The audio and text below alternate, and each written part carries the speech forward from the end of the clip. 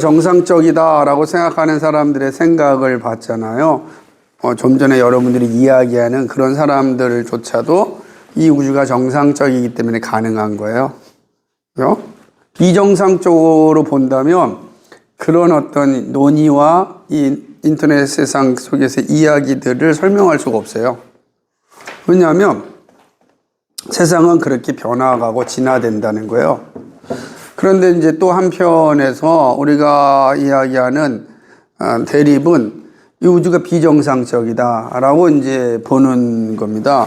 161페이지 보게 되면은 뭐냐면 이 우주가 비정상적이다라고 보는 사람들에게 가장 핵심적인 것 하나가 뭐냐면 인간은 독립적 종이라는 거예요. 사피엔스에서 호모 사피엔스가 된 것이 아니고 인간은 하나님의 형상으로 처음부터 존재하였다라고 보는 거예요. 이게 이제 시작이 되는 거예요. 그러니까 먼저 전제가 다르잖아요. 그게 이제 우주가 비정상적이다라고 생각하는 사람들이 가지고 있는 인식이다라고 하는 거죠. 왜냐하면 인간은 사피엔스에서 호모 사피엔스가 되는 게 아니에요. 그건 뭐냐면 그러니까 저등한 동물이 고등한 동물이 되는 거예요. 저등한 도덕적 존재가 고등한 도덕적 존재가 됐다라는 개념이에요. 그러니까 도덕이라는 게 저등하냐 고등하냐라고 하는 거예요. 우리가 왜 이게 중요하냐면 하나님의 형상이라는 개념을 얘기할 때 인간과 동물의 차이점을 설명할 때 뭐라고 이야기하냐면 첫 번째가 인격이다. 하나님 형상, 지정의를 가진 인격이다. 그리고 이제 두 번째가 도덕적 존재다. 그리고 세 번째가 창조적 존재다. 이것이 동물 세계와 다르다라고 이제 이야기를 하는 겁니다. 그런데 진화론자들을 볼 때는 뭐냐면 도덕이라는 게 인간이 좀 고등한 도덕이고 동물에게 도덕이 있는데 저등하다. 없는 게 아니다. 창조도 인간은 고등한 창조론자인데 동물들은 저등한 것 뿐이다. 이게 높고 낮음을 얘기하니까 그렇다고 한다면 저등한 것은 고등한 거로 가듯이 그런 진화의 과정이 있을 것이다 라고 보는 거예요. 그게 정상론자들의 모습이에요. 그런데 우리는 그런 이제 비정상론자들은 그게 아니다. 인간 독립적 종이다. 하나님의 형상이 있다. 하나님의 형상이 있다라고 보는 거예요. 그러니까 동물에게는 하나님의 형상이 없다. 이 관점에서 사람과 우주를 보는 관점이 다르죠. 인간이 독립된 존재냐 아니면 진화된 존재냐 과정 속에 있는 존재냐 라고 하는 거예요. 그러면 오늘 우리가 호모 사피엔스가 됐다면 호모 사피엔스도 또 진화될 수 있다는 거죠. 그죠? 뭐로 진화될까? 그러니까 왜냐하면 진화는 끝이 없으니까 끝이 있어야 되는데 없잖아요. 그러니까 그런 측면을 볼 때 비정상론자들은 그렇게 보지 않고 이야기하는 거죠. 그렇기 때문에 이들이 이야기하는 것 가운데 하나가 뭐겠어요? 이성적으로 이해가 되지 않는 건 받아들이지 않으니까 이미 앞서 말씀드린 이적이라든지 이런 거 다 배제하는. 그럼 또 뭘 배제해서 죄라고 하는 문제. 죄로 말미암아 이 세상이 이렇게 무질서가 됐다는 것도 인정하지 않겠죠. 다 그걸 인정하지 않는. 그렇다고 한다면 우리가 회심해야 된다. 중생해야 된다. 예수 믿음이라는 것도 사실은 의미가 없는 거죠. 이 세상은 믿음이 있어야 거룩하게 산다라고 하는데 그거 없는 거예요. 왜냐하면 정상적이야 그런 게 다. 그리고 뭐냐면 사람은 저등한 도덕적 존재에서 다양한 교육을 통하여 관계를 통하여 시간을 통하여 고등하게 가니까 지금은 어떤 사람들은 아주 천박하게 살지만 저 사람 진화되면 고등한 존재로 된다. 그 고등하게 되는 과정이 뭐가 있다? 교육이 있다. 정치가 있다. 이런 걸 얘기하는 거예요. 그래서 고등한 존재로 만들어지는 거다. 그런데 비정상적인 사람들은 그렇게 보지 않고 인간의 이 죄로움을 타락했기 때문에 죄 문제가 해결되지 않고서는 인간은 결코 도덕적 존재로 살 수가 없다. 이게 보는 거죠. 그러니까 중생을 해야만 된다라는 관점이 분명한 거죠. 그러니까 이게 우리가 살아가는 세계 속에서 존재하고 있는 충돌이란 말이에요. 우리가 세상을 이해하는 방식도 다른 거죠. 그러니까 만약에 이제 비정상적이냐 정상적이냐에 따라서 한 사람과 한 사회와 그 다음에 이 세계를 이해하는 방식이 다 달라지게 된다는 거죠. 그래서 이제 비정상적이다라고 하는 사람들은 어떻게 이야기하냐? 그것은 인간의 문제는 죄로 말미암아 이 우주가 타락되었고, 타락된 이 세상은 그리스도의 어떤 중생의 역사를 통해서 회복되어져야 된다. 이게 보고 그럴 때만이 이 사회가 도덕적 사회가 될 수 있다. 이제 이렇게 이야기하는 관점이다라고 하는 거죠. 그래서 결국은 학문적인 체계라고 하는 건 다시 말하면 우주가 정상적이냐 비정상적이냐라고 하는 이 체계 안에서 충돌이다라고 이제 보여지게 되는 겁니다. 그러니까 신학과 대립되는 학문이 아니라 각자 자신이 가지고 있는 신앙에서 학문을 하는 거예요. 이해가 돼요? 학문과 신앙이 대립하는 게 아니라 두 신앙에서 학문이 나온 거란 말이에요. 이 우주가 비정상적이라는 신앙과 우주가 정상적이라는 관점에서 학문의 체계가 나온 거지. 창조적 인간 삶의 모든 문제가 다 다르게 봐요. 우리가 물어보는 거 다르지. 여러분이 만나는 사람들 생각이 다르지. 왜 사회가 이런 엉망진창이 됐느냐? 왜 그러냐면은 지금 한국교회가 그 신뢰도가 9%라고 하지 않습니까? 목사님이 할 때는 18% 있는데 지금 뭐 얼마 전 통계를 9%라고는 끔찍한 거예요. 그러면 사회 속에서 기독교가 이렇게 인정받지 못하고 축소되어 가고 있는 상황이죠. 진화론적으로 어떻게 설명하겠는가? 진화론적으로 설명한다면 기독교가 이 사회에서의 어떤 투쟁에서 지금 지고 있다는 거지. 그러니까 우리가 보면은 자연 선택의 논리를 따른다면 선택하려면 서로 싸워야 될 거 아니에요. 그죠? 그래서 이긴 자들이 표식자가 되는 거잖아요. 근데 진화론자들 입장에 볼 때는 지금 기독교가 이 정글의 전제, 약육강식의 세계에서 사실은 지고 있다라고 보는 거예요. 그 설명이 간단하잖아요. 근데 우리는 그렇게 보지 않고 이 비정상적이다 본다면 뭐가 되는 거예요? 그만큼 지금 더 죄가 아주 관영하고 있고 교회가 그 죄와의 싸움에서 자기 방을 못하고 교회도 뭐가 된 거예요? 타락하고 있다는 거예요. 그러니까 타락의 문제로 보는 거, 부패와 타락의 문제로 보는 거지 이게 그 양육강식의 문제로 보는 게 아니다 라고 하는 거예요. 그러니까 이게 바라보는 관점들이 다 이제 다르기 때문에 해석도 다르게 되죠. 해석도 다 다르게 되죠. 만약에 내가 이제 TV에 나가가지고서 오늘 한국 사회 문제가 어떻게 봅니까? 왜 이런 엄청난 일이 일어났습니까? 라고 할 때 아마 정상론자들은 나와서 얘기할 때 다양한 얘기를 할 거라고요. 교육의 문제, 불평등의 문제, 그 다음에 이런 어떤 양극화의 문제, 막 이런 얘기를 할 거예요. 교육계층의 어려움. 또 예를 들자면 지금처럼 취업 전선이 어려우면서 결혼하지 않고 아이를 낳지 않는 이런 상황 속에서 나타나는 불합리한 두려움, 다 이런 걸 설명할 거라고요. 그 사람들이 볼 때 다 일리가 있죠. 근데 만약에 제가 나가서 사실 그것도 맞지만 그 원인이 인간이 부패성 때문에 그렇습니다. 인간의 죄성이 문제가 해결되지 않고서는 근원적인 문제 해결되지 않습니다. 그러면 어떻게 받아들일까? 공영방송이 이렇게 다 했을 때. 그죠? 제가 막 이게 공영방송이 중세시대였다 그러면 종교개혁 시대였다 그러면 다 맞다 그랬을 거예요. 맞아요. 그런데 지금 21세기에서 그런가? 어렵죠. 그럼 도대체 이런 변화가 어떻게 왔는가? 이게 바로 두 체계의 싸움이 아주 격렬하게 일어나면서 사실은 비정상론자가 아니라 정상론자들의 세계관이 사실은 이제 이 시대의 주류가 됐기 때문에 나타나는 현상이다라고 하는 것입니다.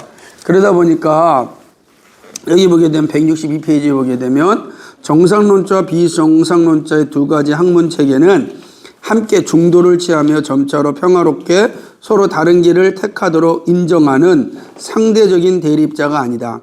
그것들은 진지하게 전체 생활 영역을 서로 다투고 있으며 각자 자신의 논쟁되는 학원이라는 전체 건물을 그 모든 지지물과 더불어 굳건한 터 위에 세우려는 노력을 조금도 단념할 수 없다.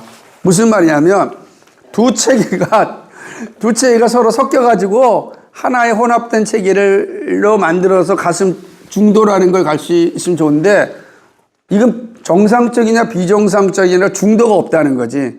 다 두 체계 안에서 자기의 건물을 세우는 거예요. 끊임없이 두 체계 안에서 건물을 세우는 거지 중도가 존재하지 않는다. 이거 인정해야 할 수밖에 없다라고 하는 거죠. 그러면 이제 이렇게 된 거예요. 우리는 그러니까 비정상적인로 보는 건 이 땅은 하나님께 창조하셨던 온전한 세계였는데 타락으로 말미암아 비정상이 됐다라고 보는 거예요. 그리고 지금 오늘 인류는 비정상적인 우주 속에서 살아가고 있다. 우리는 그렇게 생각하죠. 그러나 반면에 정상적인 사람은 아니다. 이 우주가 처음부터 정상적이었고 지금 정상적으로 지금 진화되고 있는 과정이다. 진화되는 건 정상적이지 한 번도 비정상적인 적이 없다. 이렇게 보는 거예요. 그러니까 이 사회의 발전과 진화가 다른 거예요. 개념이. 근데 어쨌든 간에 진화라고 하는 관점을 들어보게 되면 시작이 없으니까 미래를 향하여 영원히 간다. 그러니 이게 죄 문제가 아니고 그러니 거듭남, 중생? 이거 아니다라는 거죠. 진화를 통하여서 저등한 존재가 고등한 존재로 가니까 그렇게 왔듯이 사피엔스가 호모 사피엔스가 됐듯이 이 사회는 그렇게 계속해서 진화될 거다. 이게 두 체계의 그런 근거에서 학문을 하는 거예요. 그런 근거에서. 그거 되게 재미있죠. 그래서 이 중간을 이렇게 조화를 하려고 했던 사람을 하나 꼽자면 이화여대 최재천 교수 같은 사람이에요. 그 사람은 진화론자인데 교회 다녀요. 그러니까 아브라함 카이퍼의 관점에 본다면 중도를 나는 그냥 몸은 교회에 있지만 내 사고는 진화다 이렇게 가는 거예요. 근데 그게 가능한가요? 못 가능하지. 그 사람은 신앙인이에요? 아니 진화론자예요? 정상론자예요? 비정상론자예요? 이 질문을 하게 되면 우리가 그 사람 교회 다니니까 비정상론자 아니 진화를 얘기한 정상론자 그 미친 사람이 되는 거지. 사실은 그거는 자기를 속이는 거죠. 그러니까 그 사람은 정상론자 중에서 신앙을 어떻게 생각하냐면 이성의 한계 안에서만 나는 신앙을 가겠다. 그게 이제 칸트라고 하는 사람이 철학자 칸트라는 사람이 쓴 책이 뭐냐면 이성의 한계 내에서의 종교라 그랬어요. 이성의 한계 내에서의 종교다 이렇게 이야기를 하였다. 근데 우리 그렇지 않죠. 오히려 거꾸로 그죠? 종교의 한계 내에서 이성이라 이런 또 책이 있어요. 나중에 변증학자가 쓴 책인데 그러니까 이런 것들이 한테는 공존할 수가 없다라고 이제 카이퍼는 이제 이야기하는 것이죠. 그러니까 그런 측면대로 하지만 그러나 160페이지 맨 마지막에 보면 정상적인 것과 비정상적인 것은 절대적으로 다른 출발점으로 그 기원의 공통점이 없다는 거예요. 그러니까 정상론자의 자리에 서든지 비정상론자의 자리에 설 수밖에 없다라고 두 가지를 같이 하기가 어렵다라고 하는 거예요. 그러죠? 근데 이제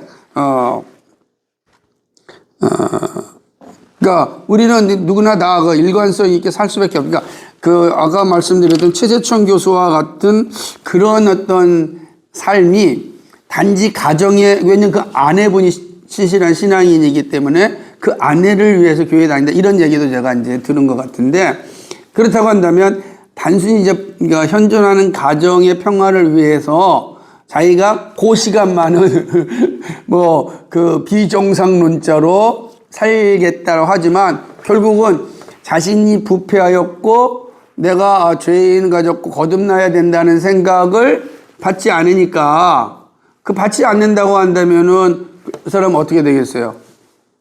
그거는 여전히 정상론자의 생각을 가지고 있다라고 보는 거지. 그러니까 이 사람은 통합되어져 있는 거라고 볼 수 없다라는 이 얘기를 하는 거죠. 그러니까 일관성이 없다는 거예요. 모든 사람은 일관성 있게 살아야 진실성이 있는 거죠. 그러니까 저는 그런 측면에서 아브라함 카이퍼의 생각에 많이 동의해요. 사람은 일관성 있게 살 수밖에 없다. 살아야 된다라고 하는 거죠.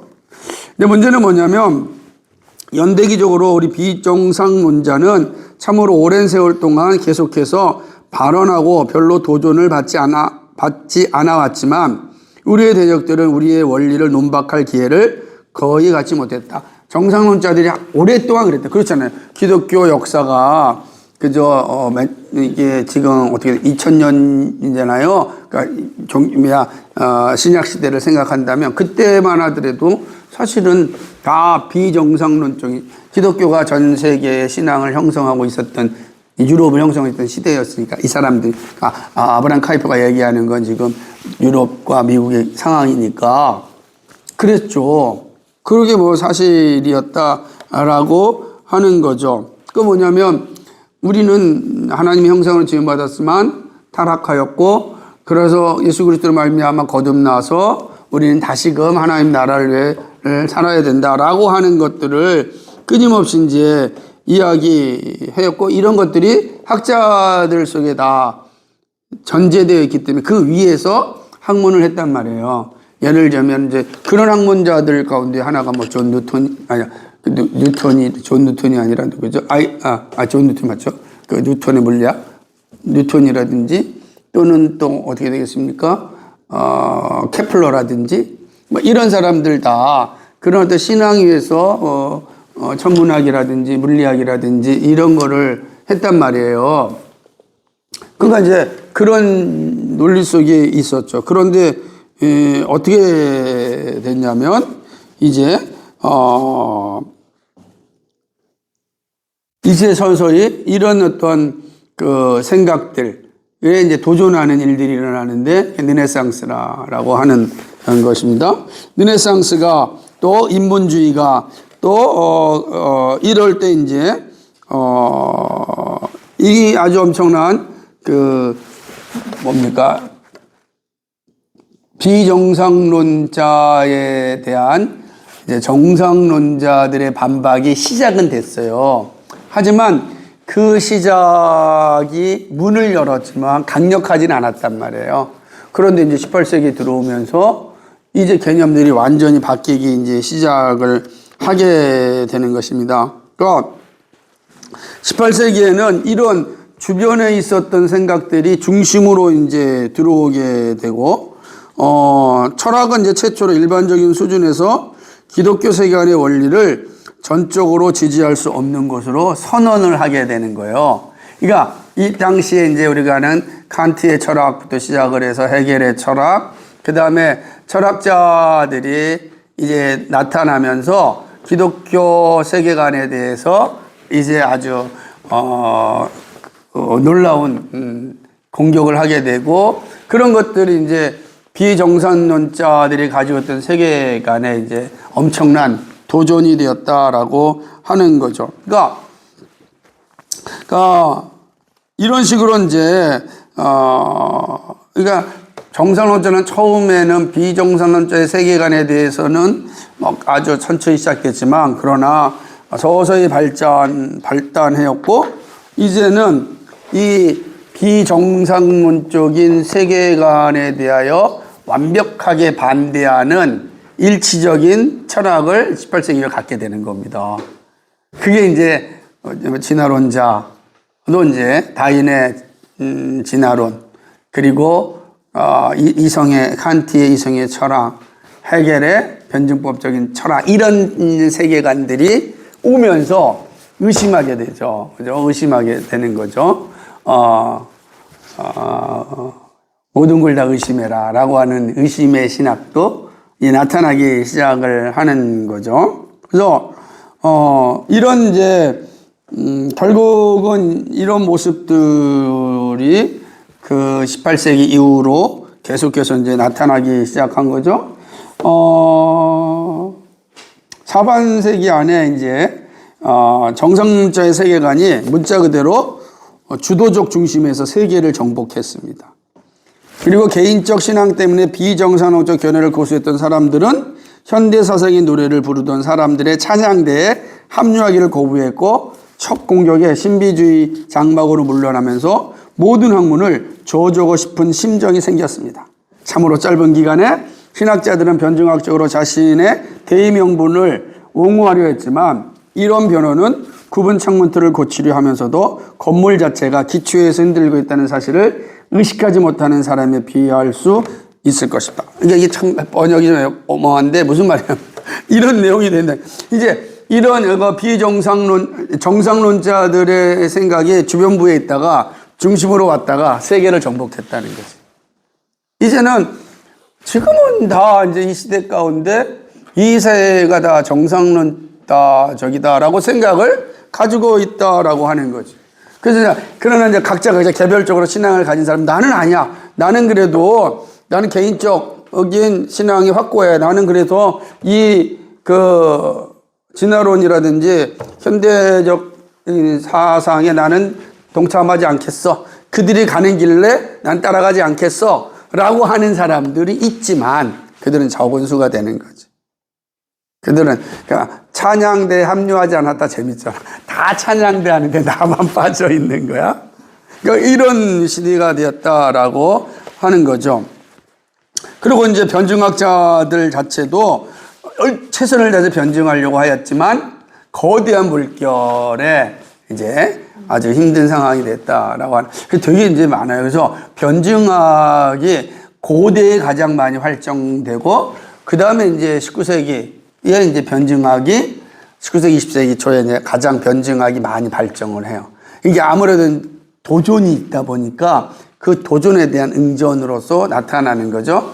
그러니까 이전에는 중세 때는 신존재 증명에 대해서만 이야기를 했어요. 그러니까 그런 내용들이 되게 중요한데, 대표적인 사람이 이제 중세에 이게 안셀림이라고 하는 사람인데 이 사람이 이제 신존재 증명에 대해서 아주 치밀하게 하나님이 존재한다라는 걸 증명하는 그런 어떤 그 시대적 사명을 감당했다고 한다면 이제 19세기, 19세기에서는 어떤 거냐. 그러니까 정상론자들에 대하여서 변증하는 변증신학자들이 나타나기 이제 시작을 하는 거죠. 우리가 그래서 반틸이라고 하는 학자 같은 경우도 이런 이제 변증을 하고 이런 이제 변증론자들이 많이 나타나게 됐다라고 하는 거죠. 그래서 이제 문제는 뭐냐면 특별히 이제 독일의 유능한 신학자들은 이 철학 체계 가운데 하나를 기독교를 지지하는 버팀목으로 사용하는 것이 최선일 것이라고 생각한 거지. 그래서 이제 그렇다면은 우리가 이 철학을 사용해서 우리의 신학을 얘기하자. 화해의 신학. 이런 걸 이제 나타낸 거예요. 그러니까 이 혼합에서요, 혼합. 그러니까 철학과 신학을 혼합하려고 하는 거지. 이게 좋은 게 아닙니다. 혼합이 안 된다 그랬잖아. 그지? 근데 이제 19세기에는 이제 이런 것들이 나타나는 거죠. 결국은 이제 뭐냐면은 그러다 보니까 신학적인 부분에서는 매우 빈곤해지고 철학적인 부분에서 풍부해지는 이런 기현상이 일어나서 철학적 신학이 강해지게 되는 거죠.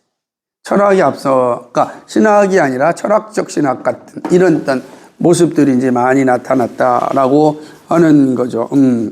그래서 보면은 이 현대 신학이 고개를 들었는데 이들이 이렇게 얘기합니다. 그리스도가 인간이 되시고 우리처럼 나시고 심지어 죄에서 완전히 자유롭지 못하셨다고 하고 이렇게 가르치는 거예요. 성경을 저술 모음으로 바꾸고 위경이 대부분을 차지하고 가능한 한 신화와 전설과 우화를 끼워놓고 그런 것들로 채우는 그런 철저한 방식으로 신학에서 비정상적 요소를 일소하려는 노력에서 그 영광을 발견했다. 아까 말씀드렸듯이 비신화화를 하기 시작하는 거예요. 그러니까 성경에 이런 거 처음에는 이제 그 신학이 슐라이 마커 같은 사람이 독일에서 시작됐던 이 신학에서는 이 감정의 신학이라 해서 이성적이고 이런 게 중요한 게 아니라 내 가슴에 와가지고서 탁 부닥치는 이게 중요하다. 그러다가 불투만 같은 사람들이 와가지고서는 어떻게 하냐면, 아니, 역사 성경 안에 있는, 이게 여기 있는 거, 여기서 우화, 신화 이런 거 다 걷어내자. 그리고 거기서 역사적인 예수만 만나자. 라고 하기 시작하는 거예요. 그러다가 20세기에 이제 칼바르트 같은 아주 위대한 신학자가 나타나서 그들은 이제 불트만이나 이런 자유주의 신학자와는 싸웠지만, 그러나 또 심각한 문제를 또 신학적인 문제를 만들어내게 되는 거예요. 그러니까 하나님 삼일체에 대해서, 그리고 특별히 뭐냐면 하나님의 신성에 대해서 또 어떻게 말씀, 계시에 대해서 조금 더 변질을 가져오게 되는 거지. 그러니까 이런 것들이 이제 19세기에 엄청나게 많은 일이 일어나면서 참 독일 신학계가 전 세계 신앙을 주도하는. 근데 그 신앙의 주도가 뭐예요? 사실은 이제 이 비정상과 정상 혼합하려고 했던 그런 어떤 결과지. 그 혼합주의 신앙이 많이 있는 거지. 이것도 좋고 저것도 좋더니 함께 얽혀지면 얼마나 좋으랴. 이렇게 되는 신앙이 왔다라고 하는 거죠. 그러다 보니까 165페이지 오게 되면 그리스도와 성경을 포함한 세 번째 줄에 비정상적인 것의 모든 표시가 제거되고 정상적 과정의 표시가 진리의 유일한 참된 기준으로 받아들였다. 이 결과 나는 이미 말했던 것을 다시 되풀이하지만 우리를 놀라게 하는 것은 없다. 이게 돼버린 거예요. 주관적으로 자신의 내적 존재와 객관적으로 자기 주변의 세계를 정상적인 것으로 보는 사람은 상이한 빛으로 사물을 표상하려고 할 경우 현재와 마찬가지로 말할 수밖에 없고 상이한 결과에 도달할 수 없고 학자로서 자신의 입장이 진실되지 못하게 될 것이다. 그러니까 만약 이렇게 된다면 우리가, 왜냐하면 내적 존재와 자기 주변의 세계를 정상적으로 보는 사람, 우리가 정상적입니까?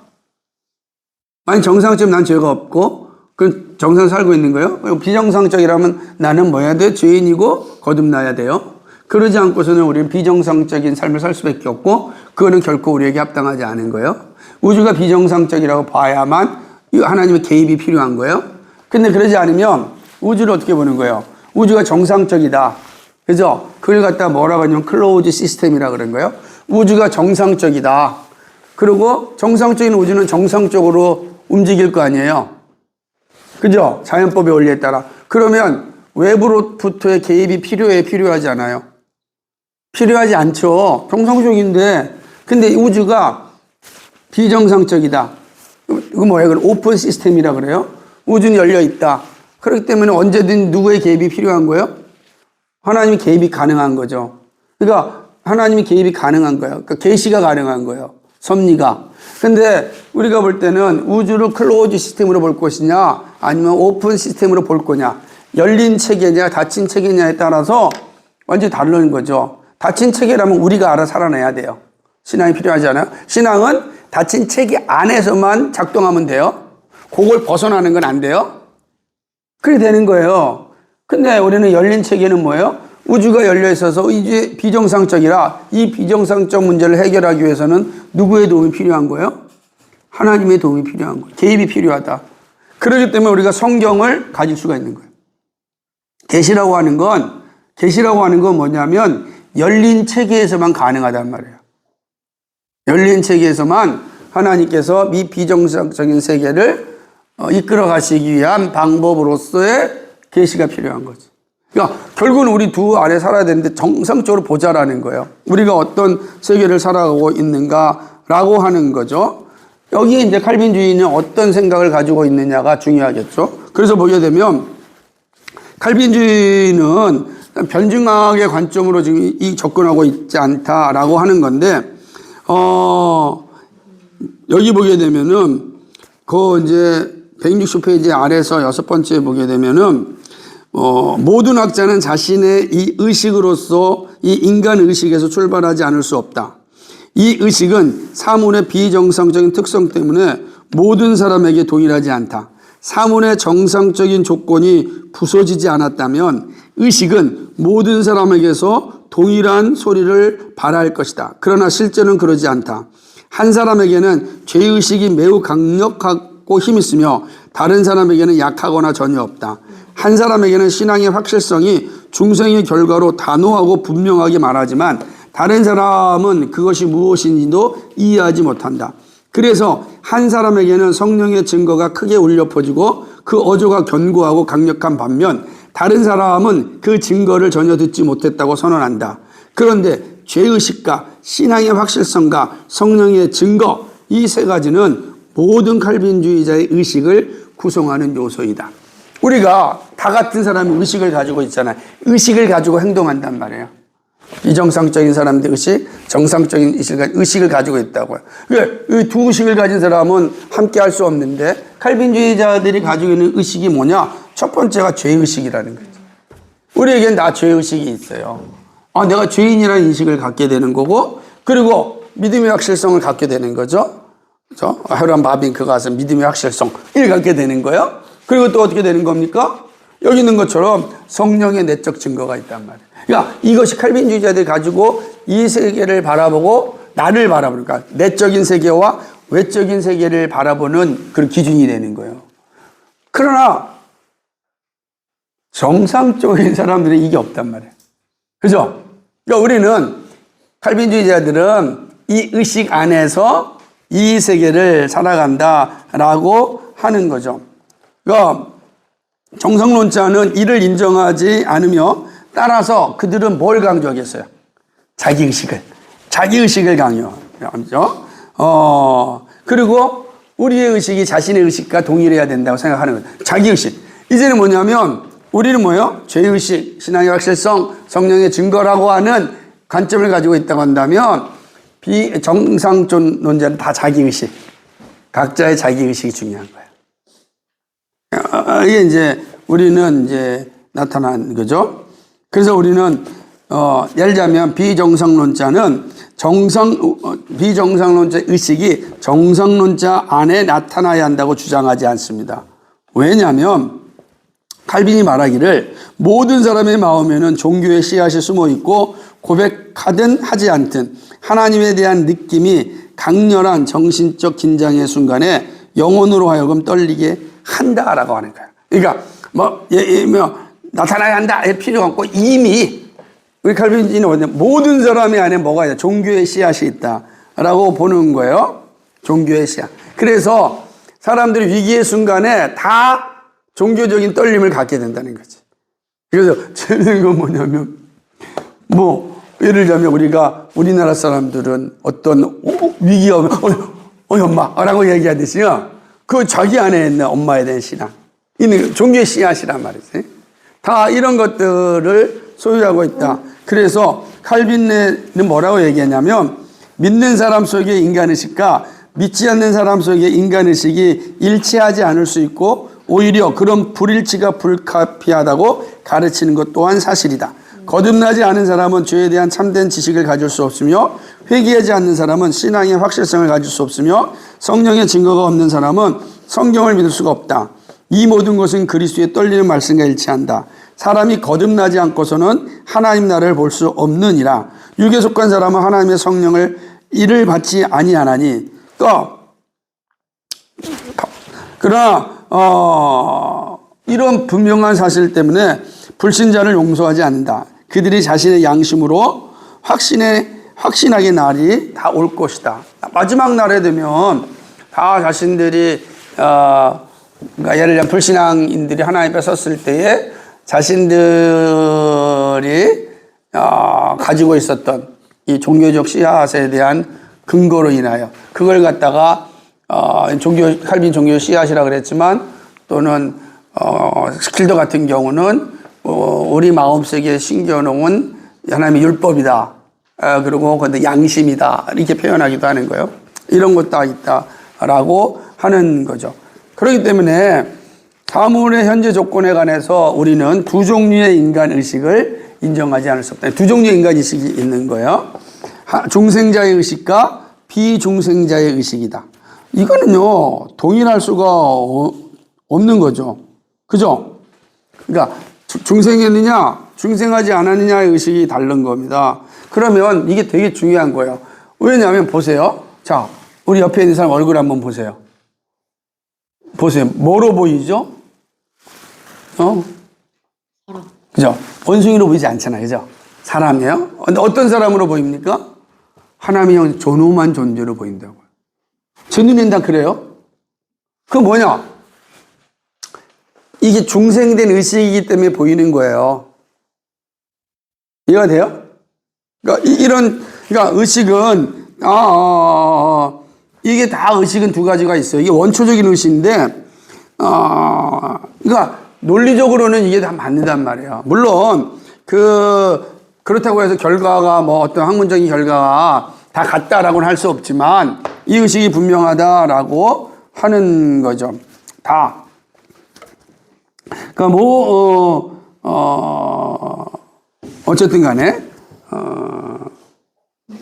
그렇기 때문에 이제, 그러니까 정상론자와 비정상론자의 이 학문의 차이는 탐구에 상이한 결과에 서 있는 것이 아니라 한 사람의 자기의식과 다른 사람의 자기의식을 구분하는 부인할 수 없는 차이점이 있어요. 그러니까 출발점이 다르다. 이 아닌가요? 출발점이 다른 거예요. 그러니까 이 사람이 탐구를 열심히 해서 이런 자리에 이른 게 아니라 이미 시작이 다르기 때문에 나타나는 차이다. 그럴 수밖에 없죠. 예를 들면 이런 겁니다. 우리는 비정상론자는 하나님이 창조하신 세계가 정상적이었는데 죄로 말미암아 비정상성이 됐으니 정상적인 상태의 하나님의 뜻이 무엇일까를 발견하려고 하겠죠. 그거는 발견하는 거예요. 그런데 정상론자들은 이 새로운 미래를 향하여 우리가 늘 새롭게 발명해야 된다라고 생각하겠죠. 새로운 걸 발명한다고 보는 거겠죠. 왜 이게 정상적이니까. 그럼 내가 발명한 거예요? 그러면 없었던 걸 발명한 거야. 발명한 사람들이 마치 창조주처럼 여기는 거죠. 그런데 이거 완전히 다르잖아요. 두 개념이, 그죠? 하나는 원래 하나님 정상 다 주셨던 것을 발견하여 하나님을 영화롭게 하는데 사용해야 된다. 안쪽은 그게 아니고 없던 거를 우리가 계속해서 발명함으로써 이 사회를 내가 발전시키는 거다. 진화시키는 거다. 그러니까 학자가 내가 발명하여 세상을 지금 진화시키는 거예요. 그러니까 이 사람들의 의식이 그거. 우리는 왜 하나님이 주셨는데 비정상적이 됐기 때문에 원래 하나님이 주셨던 것을 발견하여 하나님의 뜻을 부합하게 만드는 거죠. 겸손하죠. 그러니까 발견할수록 겸손한 거예요. 와, 하나님이 위대하십니다. 하나님 이러시면 정말 위대하다라고. 그래서 그리스도인들은 위대하다고 얘기해요. 인간에 있는 게놈 지도를 발견했던 사람들, 와, 이 신비한 하나님의 일하심에 경의를 표한다고. 근데 왜 세포가 있었는지 모르는 사람들의 입장에서는 게놈 지도를 발견했을 때, 야, 내가 인간이 어떤 존재인지 발견했다. 이렇게 얘기하겠죠. 완전히 다르지. 그죠? 전제가 다르기 때문에 과정은 비슷할지 몰라도 결과가 다르게 나타난다. 우리가 다르다라고 그 얘기를 한다라고 하는 겁니다. 그래서 자유로운 학문은 우리가 독재적인 쌍둥이 자매의 공격을 막는 거점이다. 그렇죠? 정상론자는 우리의 의식이 자신의 의식과 하나가 되어야 할 필요가 분명히 있으며 우리가 상상하는 그 밖의 모든 것이 우리 자신의 입장에서도 자기 기만으로 비난받는다고 말한다. 그죠? 달리 말하면 정상론자는 우리 마음에서 하나님께로 끊임없이 감사의 신의 물이 솟구치게 되는 우리의 자기의식이 가장 높고 거룩한 선물을 우리에게서 억지로 얻어내려고 한다. 그러니까 우리가 만드는 하나님을 영화롭게 하는 것이 아니라 그거는 우리가 최선을 다해서 만들어낸 거예요. 그러니까 하나님께로 가지 말고 누구한테? 사람에게 영광을 돌리죠. 사람에게 영광. 참 안타까운 것이죠. 근데 이런 생이 됐다라고 하는 거죠. 그래서 마무리 갈 수 있을 것 같아요.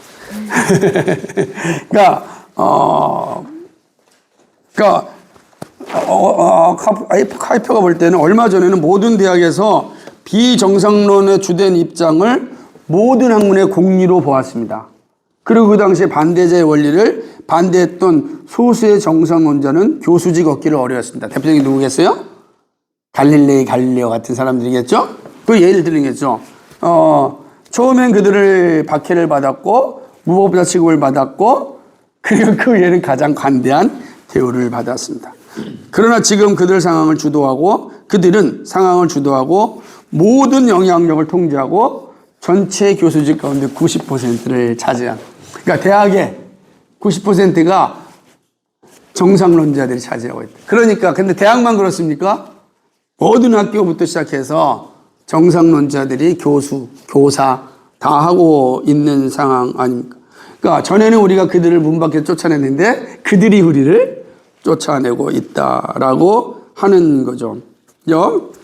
그들이 자신의 입장에서 여러분 보기에 거룩한 모든 것을 없애버리는 일은 불가피합니다.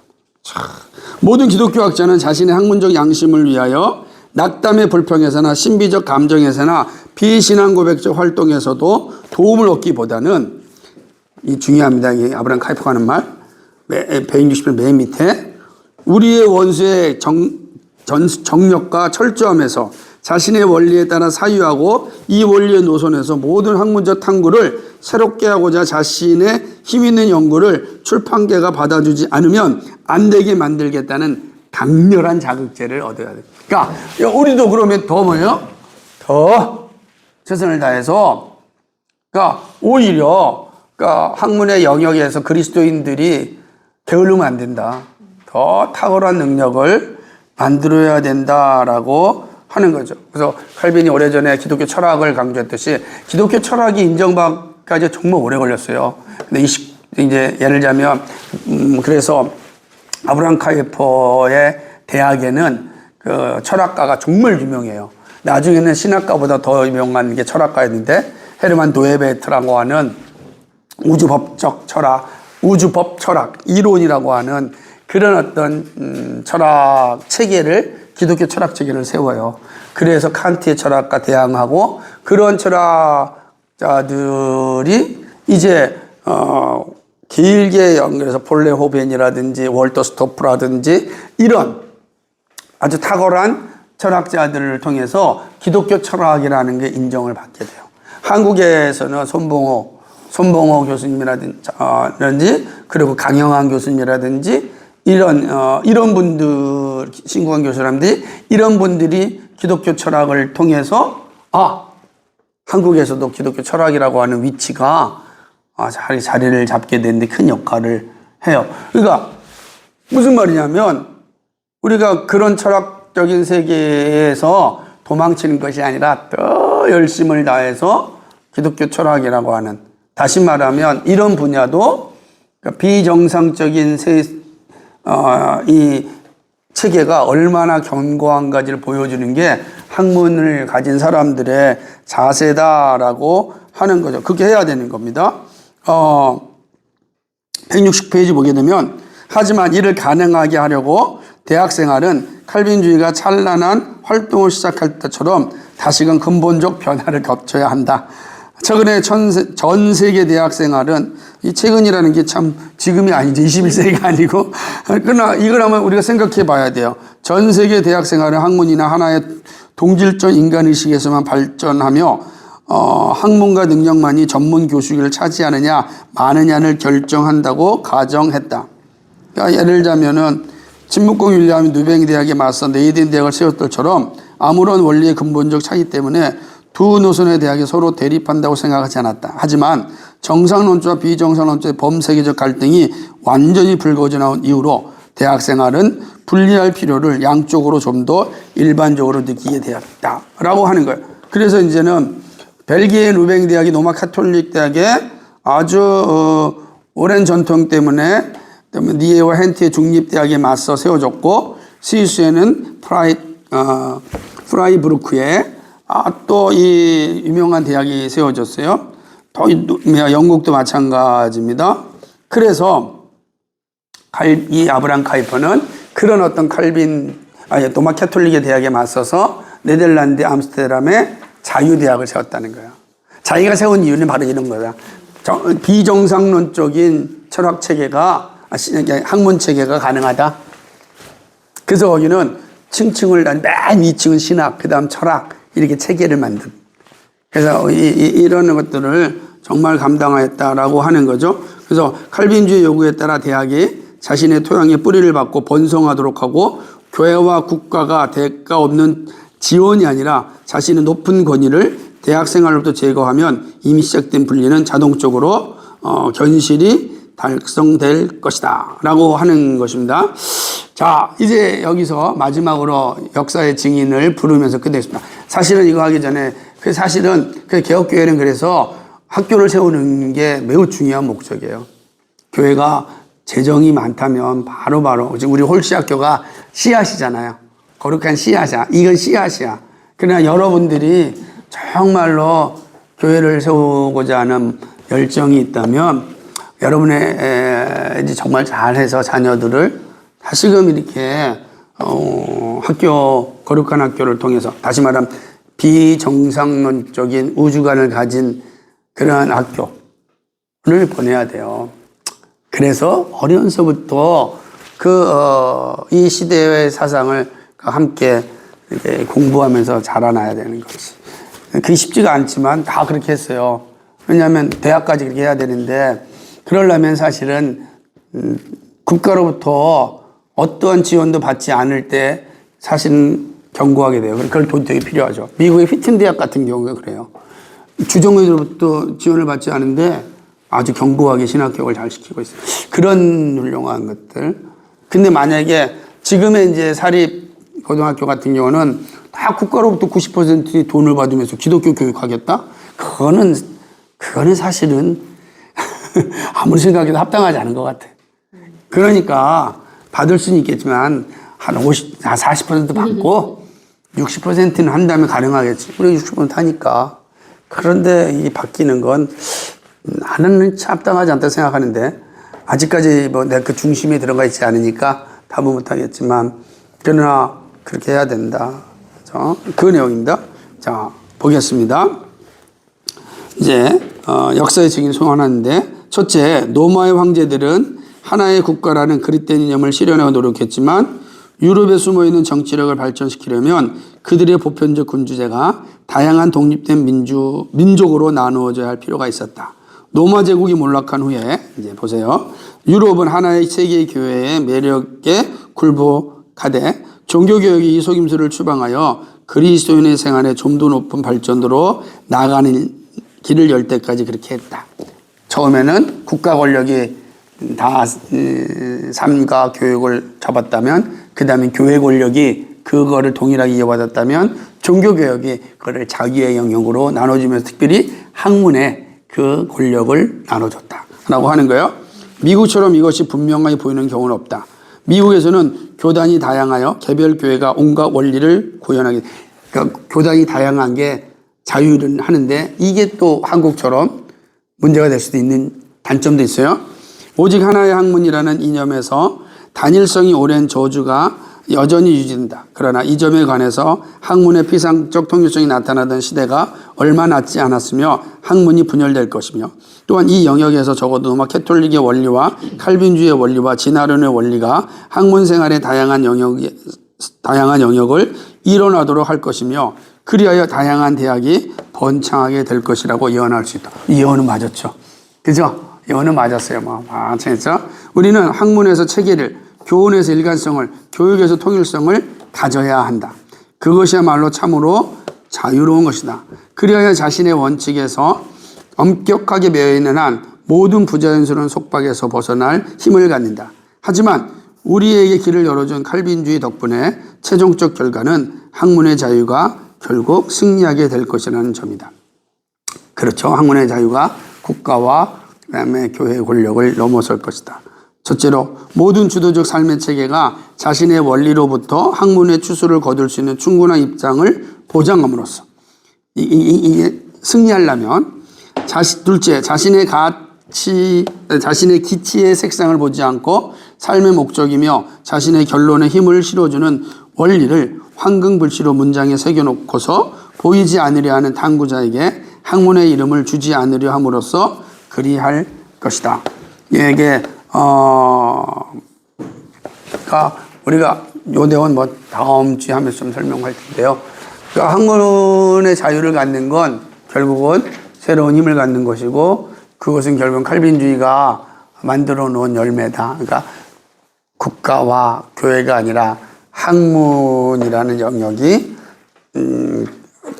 드러날 때 분명한 것은 이 전쟁을 통해서 비정상론자들의 학문에 정말 최선을 다해야 된다. 그러니까 우리는 학자가 아니고 그래 또 모르지 우리 안에 또 학자를 키울 수 있는 영역도 있고 하지만 중요한 건 뭐냐 그것이 대단한 학문이든 삶의 학문이든 우리는 인식을 하고 있어야 된다네. 그러니까 이 사회 속에는 우리가 아까 죄의식과 그 다음에 또 뭐죠? 성령의 증거와 또 뭐였습니까? 하나가 또 갑자기 믿음의 확실성, 신앙의 확실성 이 세 가지가 우리의 어떤 살아가는 일에 우리가 뭐 작은 일을 하든 큰 일을 하든 매우 중요한 우리의 의식을 가지고 있어야 된다. 그러니까 이 시대의 싸움은 그런 싸움 속에 우리가 존재해요. 우리가 학문이 왜 중요하냐 할 때 아까 말했지만 우리 아브라함 카이퍼는 각 영역 주권으로 설명하였지만 우리는 전체 문화로 생각하면서 좀 이해한다면 우리의 삶이 되게 중요하다라고 하는 것입니다. 예, 이상입니다. 질문이